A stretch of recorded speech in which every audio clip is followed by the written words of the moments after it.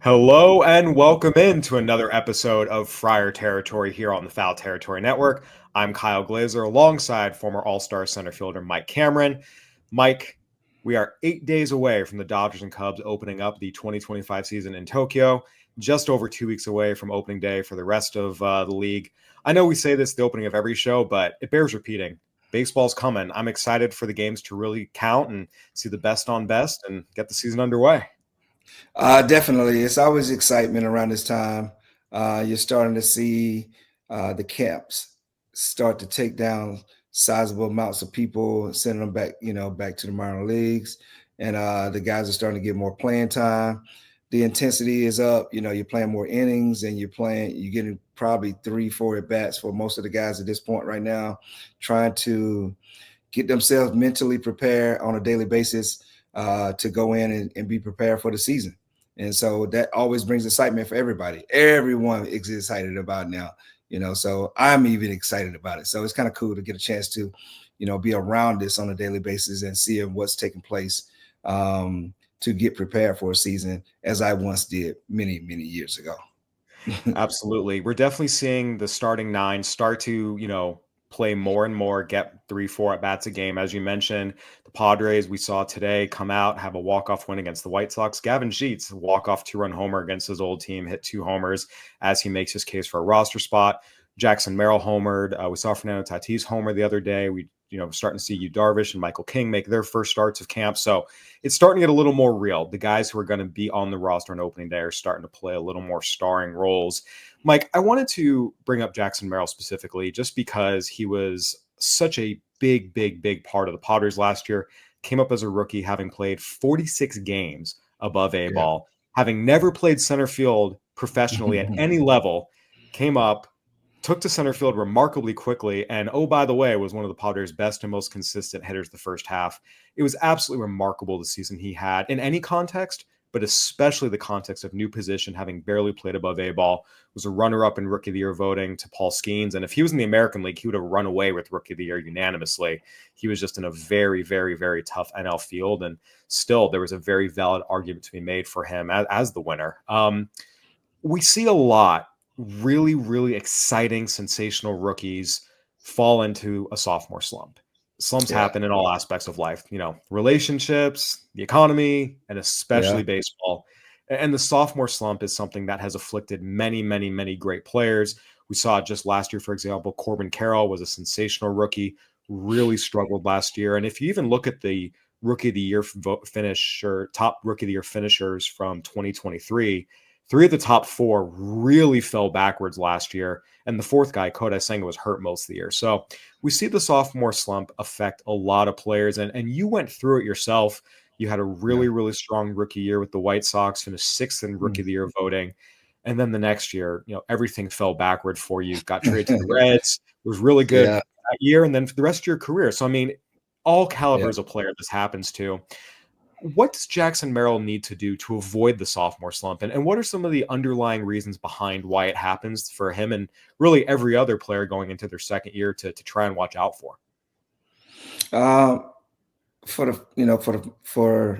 the most part, Kyle, the one of the biggest things is you're trying to do more than you did the year before. Yep. Um, I was induced by so much outside influence, negativity, not negativity, but listening to outside things.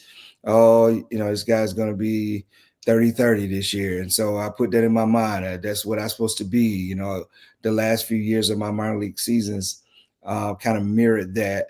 But obviously, the big leagues is another challenge. Big league pitchers is another challenge.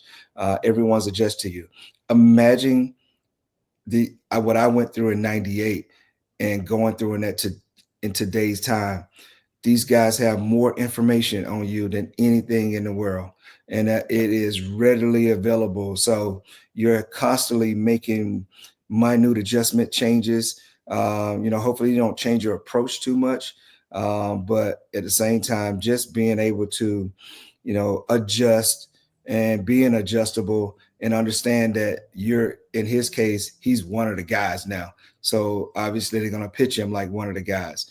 And I think, in Jackson's case, it's remarkable for him to be able to play center field on an everyday basis. I'll still hold the cards high and say that he should have won a Rookie of the Year. I mean, the guy played every day on a 93 win playoff team.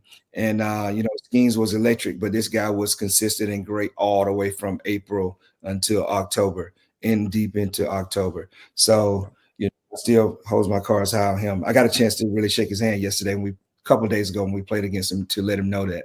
So, but looking at this, this sophomore slump per se, or from a mental aspect, it's just about you. As I look back on it, if I would have just said, "Man, I'm just trying to improve on what I did last year," and if I focus on that, those numbers will be where I am because I know I'm going to play every day. I know that I'm a part of the everyday lineup and everyday team. I just need to go out and do the things on a very simple basis of trying to be consistent and remain that, finding simple adjustments that you possibly can to be able to do the things you do to help the team win baseball games. I mean, I don't think him having the same year as last year would be outstanding.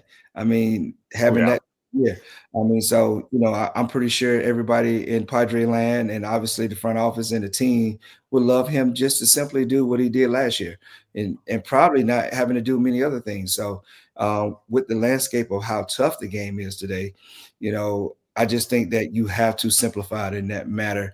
And obviously, if he does that, then he's going to be right on target again for another outstanding season. I'm sure he's going to learn a lot more um, in center field.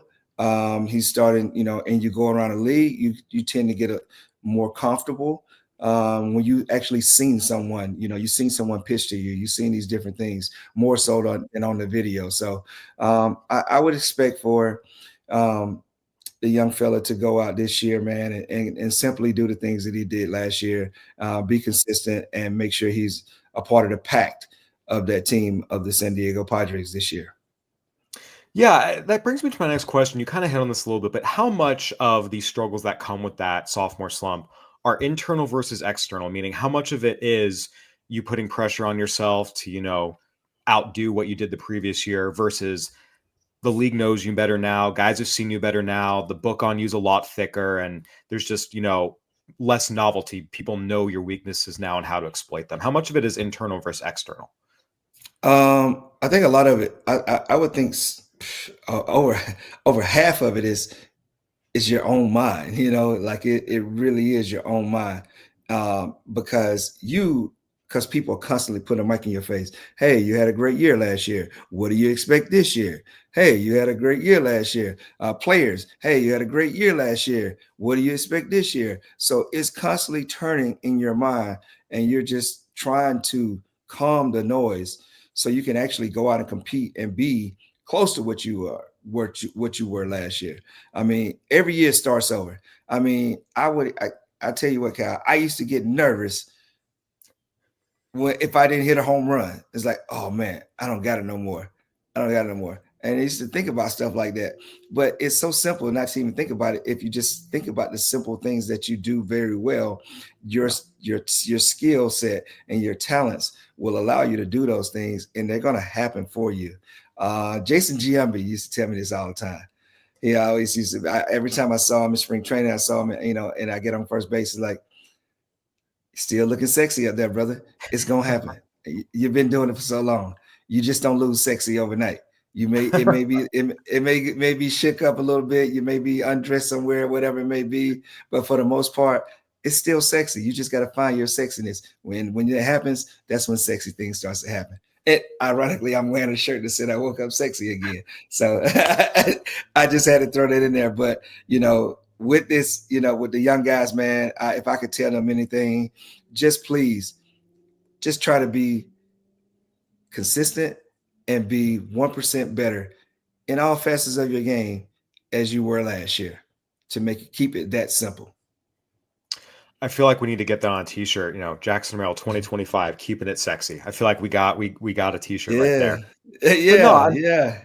but you're right. A big part of it is, again, trying not to, overdo it. Try not to do too much, putting that pressure on yourself of I'm the stud, I'm one of the guys now, I'm one of the core guys. They're counting on me. And as you know, things can snowball and spiral really, really quickly. All it takes is a Yeah, slow start, bad first week, and then all of a sudden you start putting pressure on yourself. And before you know it, you look up, it's been a bad month, and that's been a bad two yeah, months. And, we see it again. And again, this doesn't happen to every player, but I think it has happened to some really, really good players who we know will be good. But again, I go back to Corbin Carroll, even Julio Rodriguez, who we know is one of the most yeah, talented players in the game, fantastic rookie year. His second season, the final numbers looked really, really good, but it was because he had a yeah, fantastic second half. The first half was rough. Entering play on July 1st, so almost the All Star break, he was sitting in the 230s with an OPS barely above 700. This is one of the best, yeah, most talented players in baseball, and he eventually clicked. He eventually figured it out. But we do see it. Supremely talented players, whether it's a really bad half season or in some cases a really bad whole season, the sophomore slump does hit. And again, just because you've been there, yeah. you kind of hit on this a little bit, but take us through that mental struggle, because this game is so, so, so mental always. And especially when you're young and you're trying to live up to something and you start putting the pressure on yourself, again, it can snowball real fast. Yeah, Cal, as far as me and what I went through, I know that I put entirely too much pressure on myself going into that 98 season. Um, and the team really depending on me to be, you know, a significant part of the offense. Yet and still, I was basically a real true second year player, and trying to still find my my what word am I looking for? Just like my wits as who I am as a player. Still, what I was going to become, and just trying to find that, along with trying to be successful, be consistent, and probably play better than I did last year. And so I put so much pressure on myself to get off to a good start, and I just think that it just kind of snowballed when it didn't happen for me. And Yeah. then, once again, people get to talking about it. It's in the newspapers, it's in everything. Well, not newspapers anymore, but obviously it's on the computer, it's everywhere, it's all around you. So that energy is all around you all the time. So it puts a small, brief part of anxiety on you, to understand that, I just didn't embrace it as well as I should have. Like, that these things are possible to happen. I was just trying to avoid them happening, and then I just didn't embrace it the way I should. It took me all the way to after the All-Star break to like, oh shit, I don't got nothing to lose. Okay. Yeah. Look, and the biggest thing for me was I had a new manager in Jerry Manuel. Um, and it was a very young team that was supposed to be really good, and I was just feeling like I didn't hold up my end of the bargain, and I started losing playing time and all those different things. So that started playing on my mind. But I just kept, they kept me in the big leagues. I didn't. There was nothing else for me to do down in AAA, Yeah. So other than go down and get some at bats and think it's going to be a fresh start, but you're still coming back to the same environment. It's the mind that has to change. It's your mindset has to change. You just have to start embracing things. We talk about mental health. We just had the mental health guy in our locker room day before yesterday, and we didn't have that. I didn't have anybody that would do that. I would go sit in my room and I would talk to myself, and I would look in the mirror, and I would be searching, and I would be putting the wrong thoughts in my head. Also, at the same time, trying to put positive thoughts in my head. But when I got to the field, I just created so much anxiety for myself. It didn't allow me to play the way I was capable of playing. I can play, but it wasn't up to the standards that I had already put in place for myself, and I struggle with that, but I continue to fight it. I continue to keep pushing through. I continue to work, and I was fortunate that they let me stay in the big leagues the whole time, and figure some things out. And sure enough, as soon as the season was over with, I went to winter ball, hit 300 in winter ball. I had a pretty decent second half of the 98 season, but I won't say it was a waste. It was a learning experience for me. And I know that it was still there. And I went to Cincinnati, and then I got traded. So I really felt like, man, like I let down so many people and they didn't think I was that type of player. And so I was vowed to show people that, at least the White Sox, that, you guys probably lost a really good player. But they did gain a great guy in Paul Konerko, who they ended up winning the World Series with. But our situations were similar, so we just never were able to crack what we had to do. But at the same time, for me, it was a blessing in disguise that I had that season because it turned my mind in a different facet and allowed me to blossom and continue to play as a player I needed to be for the years to come. Absolutely. All right, Mike. So I want to continue talking to you about this. There's so much to unpack here. We're going to take a quick break, hear a word from our sponsors, and then jump right back into it. Kratz, do you like spending an hour on grocery shopping? Nope. Speed up the process, please. Introducing Hungry Root to the FT fam. Now we can all be bougie with our own personal shopper to handle the food shopping, including recs based on what you're looking to put in your body. I stack my Hungry Root box with items like gluten-free, dairy-free blueberry waffles for breakfast, shrimp veggie bowls for lunch, and a little filet mignon with potatoes and broccolini for dinner. You can also say just, hey, Hungry Root, I eat paleo, or I'm vegetarian, and they load up your cart with personalized recommendations. And those recs keep evolving as they learn about what you're into. Also, no BS, as in no artificial sweeteners or preservatives in any of Hungry Root's food. You're going to love Hungry Root as much as FT does. Take advantage of this exclusive offer. For a limited time, get 40% off your first box, plus get a free item in every box for life. Go to hungryroot.com/FT and use code FT. That's hungryroot.com/FT, code FT to get 40% off your first box and a free item of your choice for life. All right, welcome back to Friar Territory here on the Foul Territory Network. I'm Kyle Glaser alongside Mike Cameron. Mike, before the break, we talked a little about, the transition going from Chicago to Cincinnati, how that gave you a little bit of a fresh start. And that kind of leads into my next question. Obviously, even if Jackson Merrill has a terrible year, there's no way he's getting traded. He's a foundational piece of the Padres moving forward. But for you, how did you get out of it? Because again, it's very easy to spiral, to snowball, especially in baseball. It's every single day. Sometimes, guys, you get a break or so, but it's hard to get out of it when you're in that bad mindset as a young player.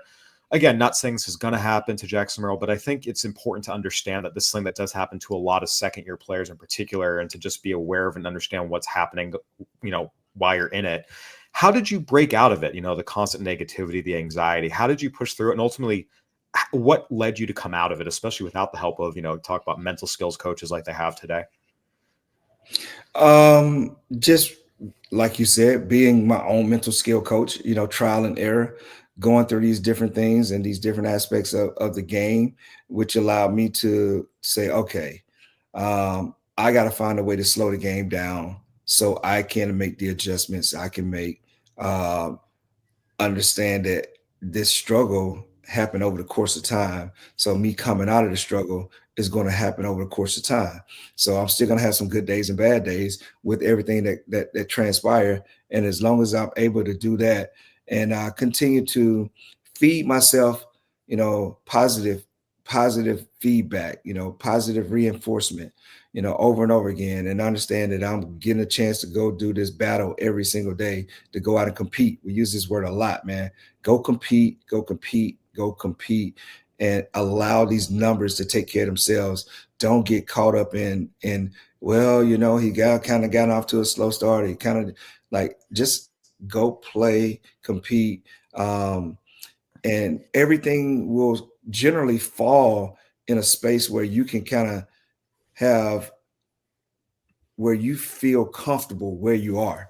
I think Jackson feels very comfortable where he is right now, and I will remind him and to tell him, as I will, as we play them again, like, hey, man, don't try to do too much.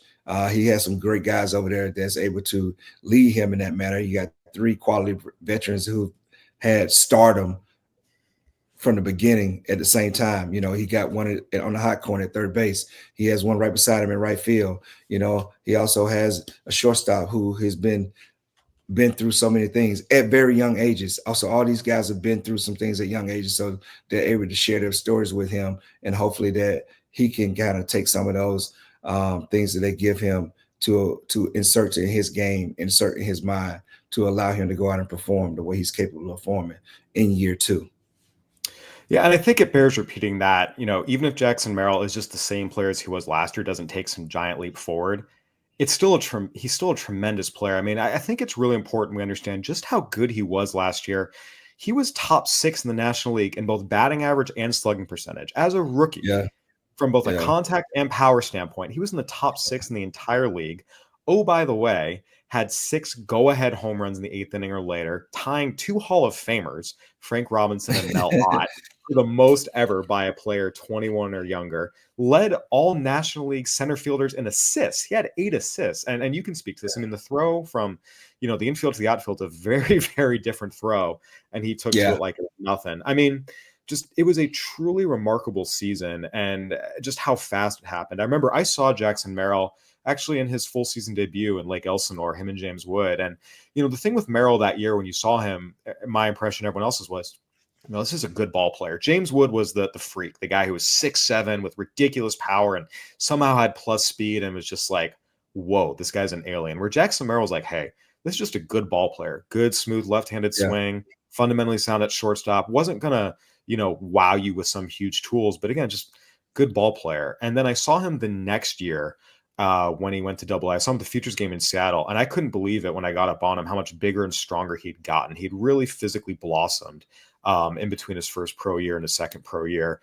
And even then, it's like, hey, you see those skills, and now he's starting to add some physicality. Like he could really be something. But I really thought even then as a rookie, you're like, okay, 260, 15 homers, swipe 10 bags, play good defense. Like that'd be a really good year for a rookie. And I thought that's what he'd be. And he goes out and hits 290 with 24 homers, 16 steals. I mean, 800 plus OPS. I mean, just truly unbelievable seasons. So I think, like you said, it's important to note, even if he's just exactly what he was last year, he's one of the best players in the National League, and that's more than enough for the Padres. He doesn't need to take some giant leap. If he does, awesome. But and you certainly hope you want to see that. But I think it's important. It's not like he needs to put a ton of pressure on him. It's like, oh my God, I got to do more of X. I got to do more of X. Just do what you did and maybe add a little bit to it. But this isn't like a player who needs to take some enormous leap. Definitely, Kyle. I mean, I'm looking forward to it. He looks good. When I see him, when we play against him, he looks very comfortable. He's looked like he's gotten even a little bigger, a little stronger per se. You don't have to get much bigger now. He's playing center field. And he's trying to run out there at least 145 to 155 times a year. And that's going to benefit the lineup. It's going to benefit, everyone around them to have this type of player and the caliber player that he is in the lineup. I'm pretty sure there's some nuances that he's learning about his body as he, embrace center field now. Just understanding how to take care of yourself, your legs and everything. So, batting wise, he has everything. If anything, a young guy could look to improve on, it is like, in his case, probably be left on left. You may do some things now that you didn't when they were capable of doing your first year. So anything else is just a natural progression of his skill set and the maturity of him, becoming a second year player and getting better, but also understanding probably the best thing that happened to him last year was going in the stretch, down the stretch and trying to get into playoffs and getting into the playoffs and playing well in that thing, man. So those things bode well moving forward and going into year 2. Yeah, and the consistency was so exceptional as well. I mean, he crossed the 260 mark on April 6th. He didn't dip below 260 the entire rest of the year. I mean, from the outset, he was, hitting well consistently. I want to focus you a little bit on the defense, which obviously you can speak very, very, very much to as one of the best defensive center fielders of your generation. We saw him come up last year, and you even saw the progression through the year. When he first came up, he was kind of surviving on his raw athleticism, still made some nice plays, but you could see there were times he, the jump was maybe a tick late or he wasn't really in the best position to catch a baseball. By the end of the year, he looked like a natural. What are some of the things that you look for in young center fielders going from year 1 to year 2? What should we be watching from Jackson Merrill defensively this year in center field? In today's game, the defense is handed to you where to play.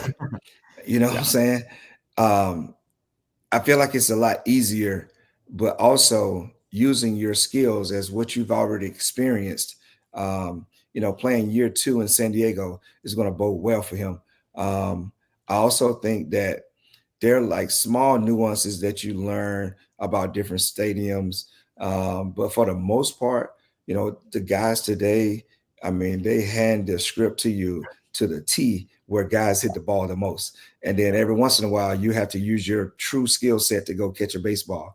I mean, and just getting a chance to go out and do that in year 2 for him, it may be um, him working, like you just said earlier about his first step every once in a while, that was probably just him getting used to being in the outfield, being on the grass, understanding that you have more time for the ball to get to you and everything, understanding your boundaries, your fences, and everything around you in that sense. So as far as his home park, but as far as him doing, what he normally do in the outfield now, he has probably the best luxury of understanding it because he got a chance to do it every single day, making those adjustments. And now it's just going to be him staying consistent and staying healthy more than Yeah. anything. Yeah, and I think it's important too to go back to the context. And I've spoken about this ad nauseum. I've written about it, but I think hearing it from you would carry more weight. Look, it takes thousands and thousands and thousands of reps across a lifetime for anyone to be able to play any position to a major league level. For him Yeah. to go up and play center field as well as he did, having never played it professionally in an official game, can you just put into context how much of an outlier that is and how, for lack of a better word, utterly, completely crazy it is? Yeah. Yeah. It's crazy. But the one thing we can say, though, is by him being a former shortstop, as well as the guy who plays right field beside him being a former shortstop, Yeah. those skill sets translate out there. He knows that he's the man. Like when you play shortstop in the big leagues, like you're a bad boy. To play shortstop in the big leagues, and then to say, okay, for my career, I'm gonna get a chance to put me out here to start my big league career maybe a few years earlier, but and just by going out and playing center field, I'm gonna do everything I can to make sure that I'm prepared to do that. And I think what the people want to know is how difficult that is. Like they just don't put people in these positions. These are premier positions to Yeah. play. So your skill set and your craft has to be very buttoned up to the Yeah. part of where they're putting you out there every day and depending on you to make the plays that need to be that need to be made out there. And once again, like I do think that is a little bit easier because what I had to store and learn in my data bank through trial and error or just playing the game, now the computer spits it out and say, hey, we need you to go 3 steps over here and stand right here. And if something goes out of whack, use your running skills to go get it. And then, allow him to just be him athletic self. And Yeah. so, I think that is going to be a big help. I think he's very confident going into the season. And Yeah. I look forward to seeing him play out in center field. Like I've said this before, like if everyone stays healthy here with the San Diego Padres, they could be very, very dangerous, with the team that they have right now. No question. There's a lot of talent on this team. The depth is just where it gets concerning. So you're right. Yeah. Every team, there's an element of, health is a big part of it, but there's no question some teams are better prepared to weather multiple injuries than others. And the Padres certainly are a team that if everyone stays healthy, you could see things going really, really well. If they get hit by a litany of injuries, especially early, it could be tough. Mike, to wrap it up here on Jackson Merrill. So we've talked all about, what's needed to avoid a sophomore slump. What are the things to watch for? You hit on this a little bit earlier, but I want to, get your final prediction here. Jackson Merrill. Because again, there are guys who don't hit sophomore slump. Talk about Bobby Witt, year 2, he took off. Gunnar Henderson, year Yeah. 2, he took off. So, some Yeah. guys it does, some guys it doesn't. It's not like it's a one size fits all situation. Do you expect Jackson Merrill to hit any kind of sophomore slump this year, or are you thinking it's all systems go and he's just going to keep being a rocket ship up? No, I think he's going to be just fine. I think he's going to be right around that 280, 290 range again. With the opportunity to even be better in that department. I don't know where he's going to be power wise or whatever, but I expect for him to probably run a little bit more. That now he understands that he can do this, but for the most part, it's really just him continue to make the adjustments to the pitching, which they will make adjustments to him because he is now ticketed as a dangerous player. And I think that was already starting to show last year, but he was cool, calm, and collected while he was doing that. So I look forward to him to have one of those great great second years as a player, just being consistent and also going out and competing every day and mentally being in a space where he's able to do the things that he's capable of doing with the skill set that he has. Yeah, I agree. I think he has shown us his ability to adapt and adjust rapidly is absolutely remarkable. People say off the charts. They overuse that term a lot, especially in baseball. But for him, it really is off the charts. Again, play 46 games above A ball at a time when the gap between the majors and minors has grown significantly. To come up and hit major league pitching like he did after barely seeing double A pitching is absolutely Yeah. remarkable. To make that adjustment, to adapt as quickly as he did. Then on top of it, to do so while learning an entirely new position. It's not like he's going from shortstop to second. He's going short to center, infield to outfield. We see young guys all the time come up, move new positions. They struggle with the adjustment. They carry their struggles back to the box with them. They have a hard time with it. He made it look like it was nothing. I mean, this is a kid we have seen just has that special combination of aptitude and athleticism. And also, you kind of mentioned nothing phases him. Just being in that locker room, that clubhouse, covering the team last year, talk to him. He calm, cool, collected, like he was a 10-year vet. I mean, it's all there. So I think, this isn't. Sometimes I look at sophomore slumps, look at guys who are maybe just so athletic that their natural athleticism carried them their first year, but maybe there's some underlying fundamentals, or, that aren't quite as polished yet. Those are the guys I look to as, hey, it might be more of a sophomore slump once the league figures them out and they have to, do some polishing. Jackson Merrill, that's not an issue. He's polished, he's professional, has the athleticism, he has the tools. Yeah, I again, anything is possible in this game, as you know. As soon as you think you got it figured out, it kind of slaps you in the face. But I Oh, feel yeah. as confident as I think I can be in any second-year player that I expect Jackson Merrill to have another great year, just given his ability to adjust and adapt that he has shown us already. I mean, the adjustments and adaptations he had to make last year, nothing he's going to face this year is greater than what he had to deal with last year. And he showed he can handle that. So I see no reason why he Yeah. can't handle it coming at him in year two. Oh yeah. Oh yeah. I look forward to it, as we said earlier, and I think that he's going to be a major contributor to this team. And look, the kid, look, right now he's probably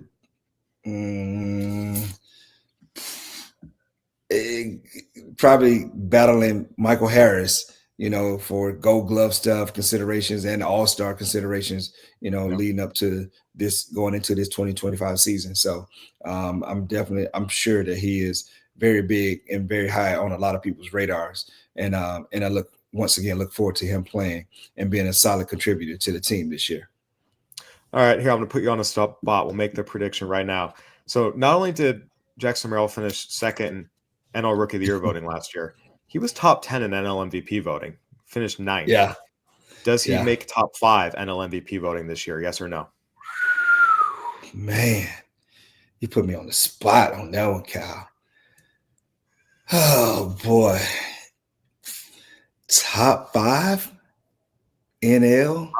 It's tough. The league is stacked, so it's tough. Well, I mean, look, he's got like 4 Dodgers he's got to try to go through Right. in that case. So I'm gonna say top 7. Okay, that's fair. I'll go top 7. Okay, no, I agree. I know you want me to. I know you want me to be in the top 5. No, but- I'm genuinely curious. I too have a hard time saying top 5, and it has nothing to do with him. I'm not doubting him. Yeah. It's just you look at this Yeah. league with Shohei Ohtani and Mookie Betts. Yes. And by the Yes. way, over in Philly, you got Bryce Harper. Yeah. Atlanta, you got Yes. Acuna's coming back, and Austin Riley potentially having a bounce back here. Oh, by the way, Juan Soto's a Met now. Like Francisco Yeah. Lindor's run last year. I mean, Yes. the Yes. league is so stacked.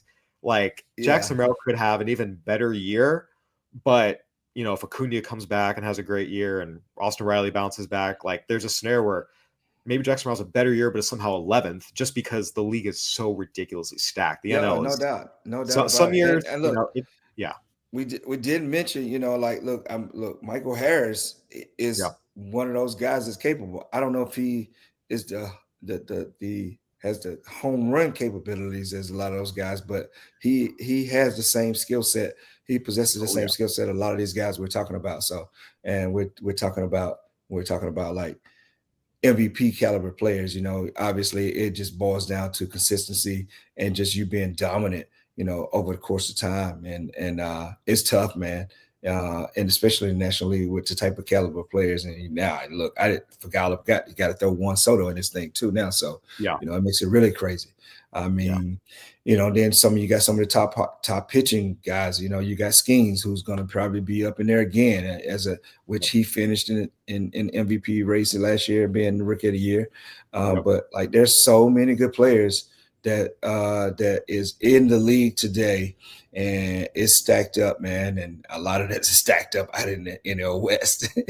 Yeah, no question. But you make a good point. There's a lot of really good young center fielders in the NL right now. Michael Harris, Corbin Carroll, who, in fairness, really struggled first half of last year, was much better second Yeah. half. We know what he's capable of. Jackson Merrill, I mean, if you were to tell me that makes up, the majority of the NL All-Star outfield, over the next 10 years, yeah, I get it. Obviously, as long, Mookie Betts is still in the league, he's going to have a spot. But just as some of the other guys age out, if those become kind of Yeah. your guys you look for over the next 10 years or so, and you look up and, they've all been there 4 or 5 times, no one would be shocked. It's a very, very, very good crop of young outfielders in the league and players as a whole. And it's a testament to Jackson Merrill that we're talking about him in Yeah. this breath. We're talking about him as a guy who was in the top 10 in MVP voting with most of these guys in the league last year. It just shows how good he is, how good he can be. And we're all looking forward to year 2. Mike, you and I are on the same page that we're not worried about a sophomore slump with him, but at the same time, it's good to know and understand the reasons behind it, how you get over it. And, we'll see what takes place in the coming year. Mike, thank you so much for joining me, providing your expertise and insight. We appreciate it as always.